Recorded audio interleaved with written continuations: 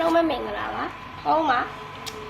Subfind to application Subfind to application မှာ Google TV ဆိုတဲ့ Google TV ရော application တွေမှာထည့်သွင်းနေပြဖြစ်ပါတယ်အဲ့ဒါဒီထည့်သွင်းတော့မယ်ကိုအထည့်သွင်းတော့မယ်ဆိုရင် Subfind to TV ကို Play Store တော့တောက်ပါမယ် Search bar ထဲသွားမယ် Subfind to SEND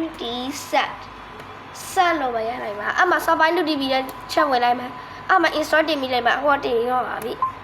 Okay ဆိုတော့နှိပ်လိုက်ပါအဲ့ဒါပြီးရင်ချက်ဆက်တက်လောက်ရမှာဖြစ်ပါတယ်အလောင်းပေးလိုက်ပါဖုန်းမှာလည်းအဲ့ဒီအတိုင်းပါပဲ Play Store ရဲ့ချက်ဝင် Play Store ထဲရမှာ Subfind to TV ဆိုတဲ့ application လေးကို download ရမှာဖြစ်ပါတယ် application နဲ့ချက်ဝင်မယ်အဲ့ပြီးနှိပ်အလောင်းပေးလိုက်ပါ